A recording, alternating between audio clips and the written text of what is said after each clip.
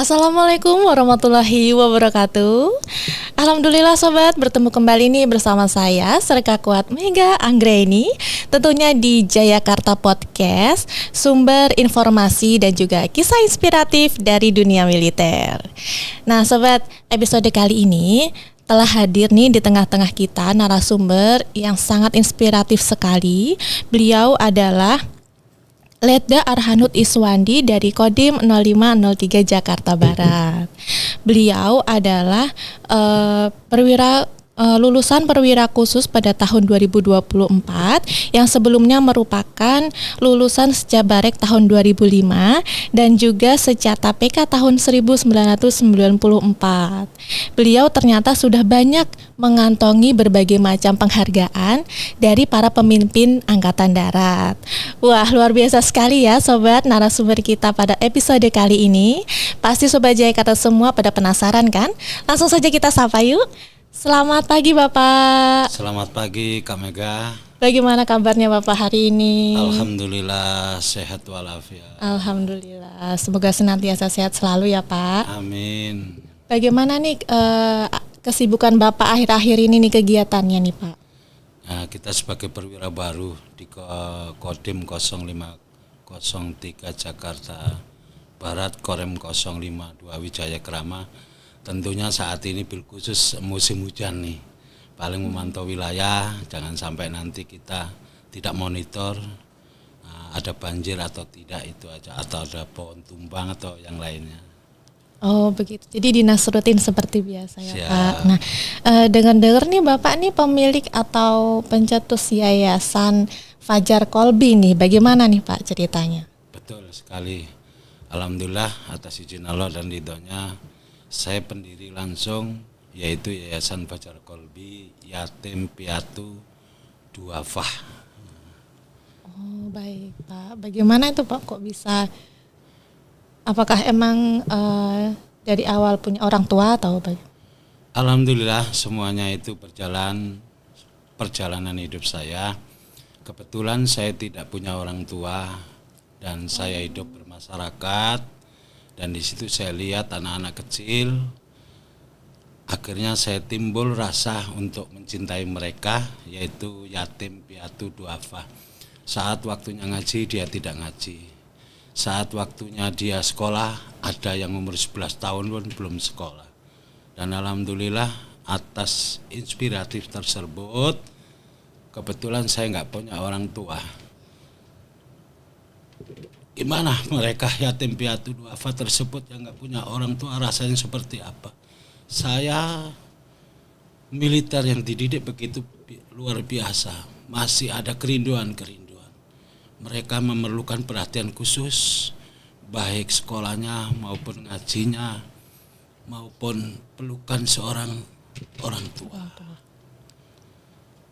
Dari mana Bapak awalnya nih menemukan anak-anak yang sudah tidak punya orang tua? Apakah di sekitar lingkungan Bapak sendiri atau bagaimana? Kebetulan saya saat itu dinas di Batalion Aranse 10 Gagak Hitam.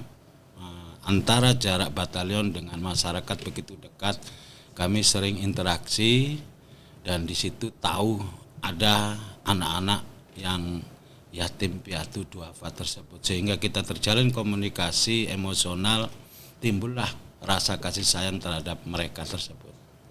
Oh, baik, jadi bagaimana awal mulanya nih Bapak ingin membangun sebuah yayasan tersebut dengan berbagai macam keterbatasan yang ada gitu Pak? Sebagai TNI yang dinas aktif, tugas TNI selain non perang yaitu TNI bisa bermanfaat di masyarakat yang membutuhkan. Betul. Kebetulan dan saya sebagai dasar 8 wajib TNI yaitu mempelopori usaha-usaha mengatasi kesulitan rakyat sekelilingnya. Akhirnya saya berpikir, akhirnya saya sebagai dasar 8 wajib TNI tersebut saya praktekkan, yaitu akhirnya timbul nama Yayasan Fajar Kolbi, yaitu hati yang hijrah kami atau didukung keluarga sebagai pelayan dan melayani yatim piatu duafa. Melayani seperti luar apa? Biasa sekali. Mencarikan nafkah buat kebutuhan sekolah, uang saku, dan juga bisa jajan bareng atau bisa renang bareng. Nah di situ saya kepingin seperti itu, akhirnya ada nama Yayasan Fajar Kolbi ini. Nah Pak, apakah begitu banyak jumlah di lingkungan anak-anak yang tidak punya orang tua di lingkungan itu sehingga Bapak terketuk hatinya untuk merawat mereka gitu? Kebetulan kita sebagai TNI itu harus semangat, artinya keterbatasan bukan jadi penghalang. Artinya kita kalau bisa meyakini suatu keyakinan yang baik, TNI kan sudah digembleng dengan keyakinan tempur yang luar biasa. Betul. Dan saya mempunyai keyakinan saya pasti bisa, dan pasti keyakinan kebenaran tersebut Allah pasti hadir. Amin. Nah itu mulai tahun berapa Pak yayasan tersebut berjalan atau dimulai? Yayasan Fajar Kolbi ini sampai saat ini sudah jalan 7 tahun kurang. Oh, cukup lama ya Pak. Tahun. Namun sebelum itu ada proses perjalanan, yaitu saat itu masih di batalion saya, yaitu semampunya. Baik. Untuk berbuat, umpamanya saya waktu itu ada kegiatan saya jualan puing ya, kebutuhan material. Nah, itu dapat langsung. Lama-lama saya mengimani artinya mencintai mereka.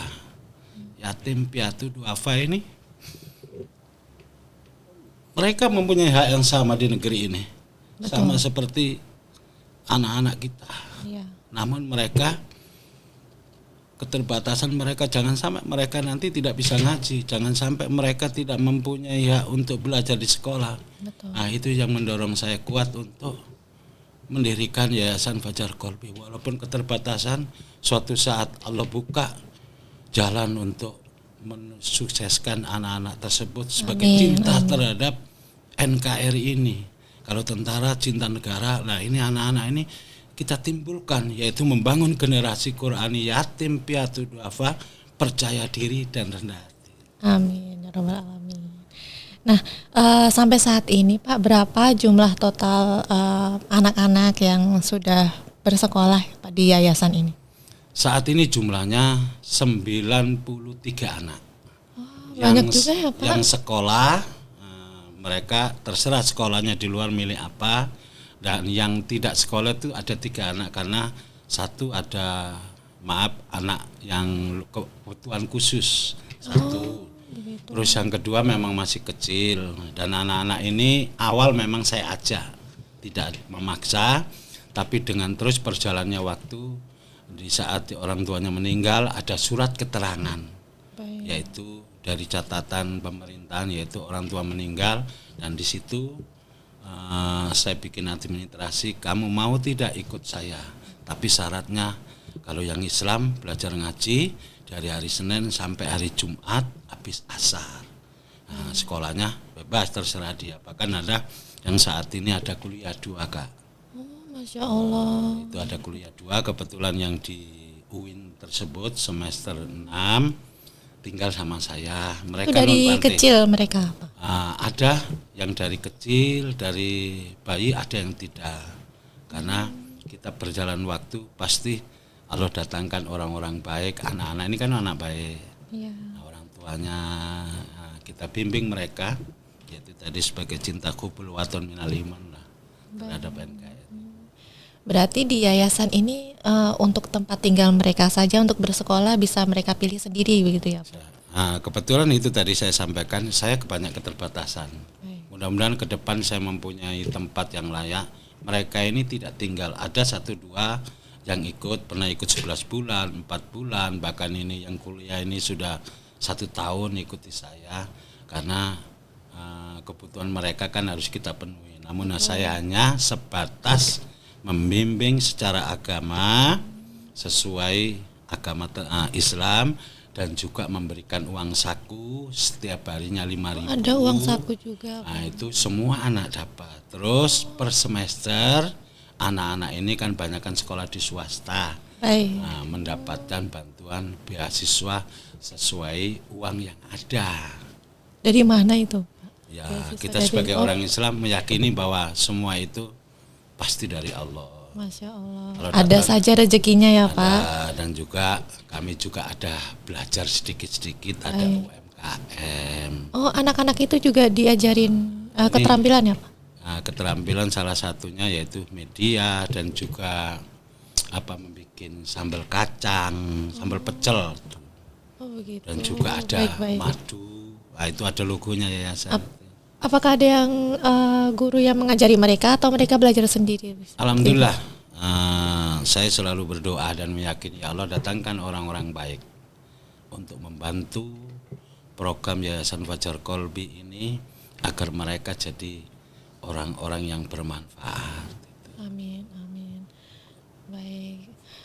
Bagaimana Pak respon atau dari anak-anak tersebut dengan disediakannya tempat tinggal untuk mereka dari Bapak? Bagaimana respon mereka Pak?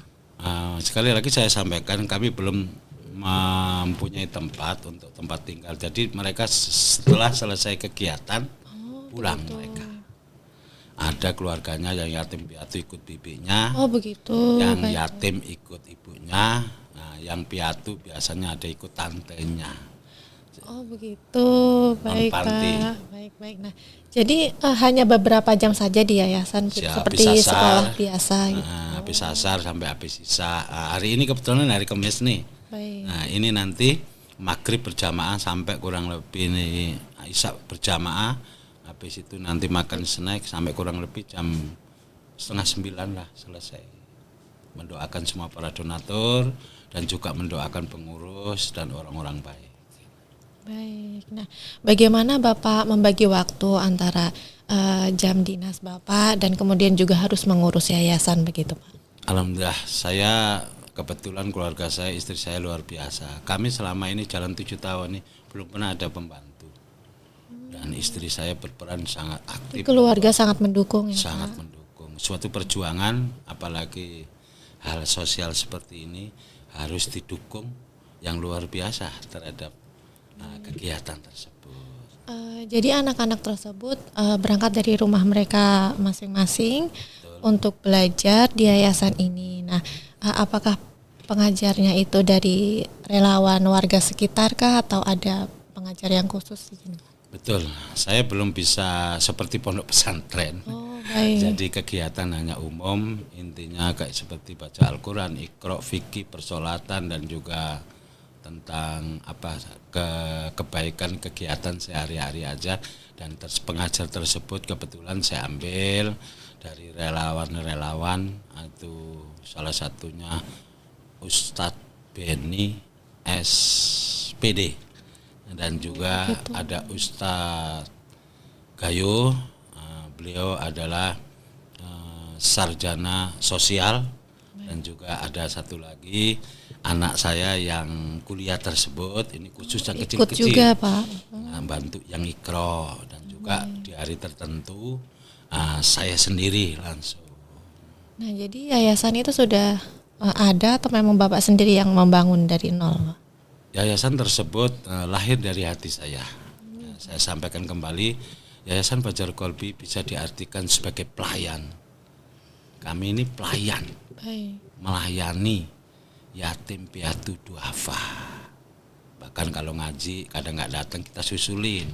Dan insya Allah saya hafal semua anak-anak itu karakternya. 90 anak.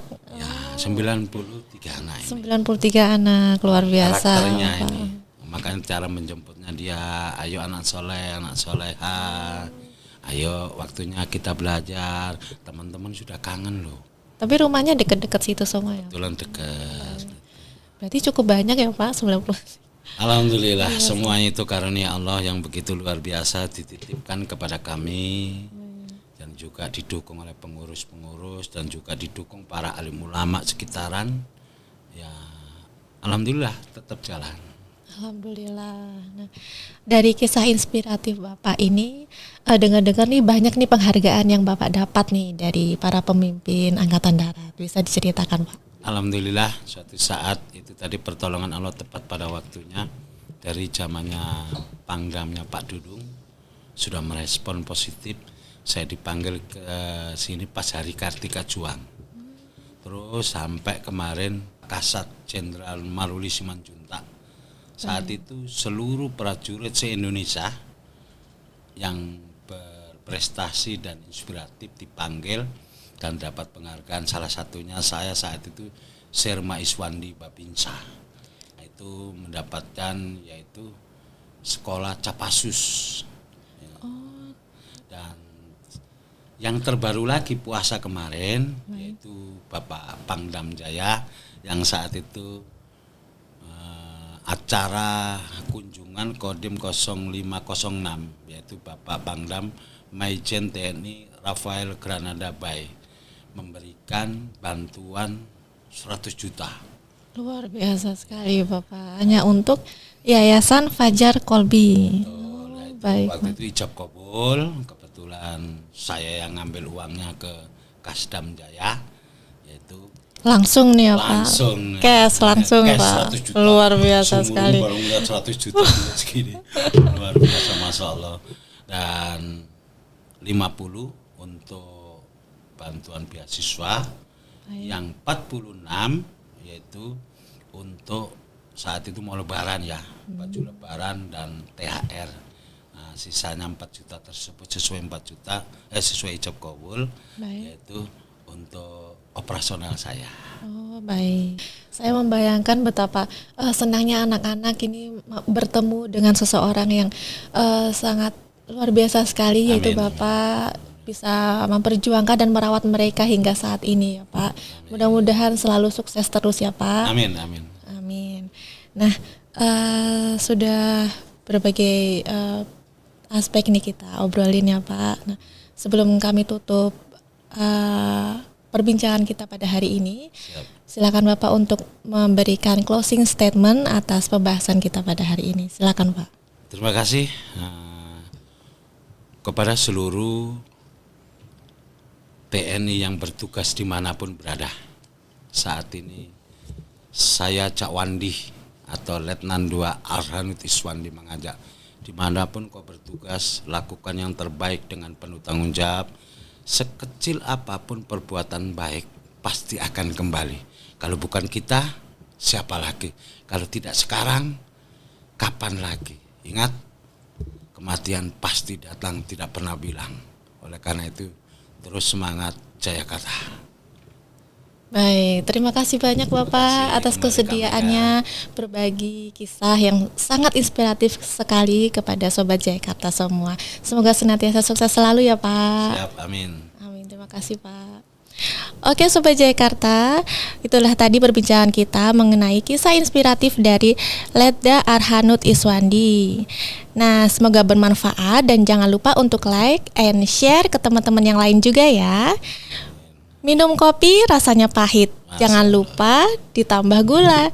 Jayakarta Podcast mohon pamit, salam Jayakarta.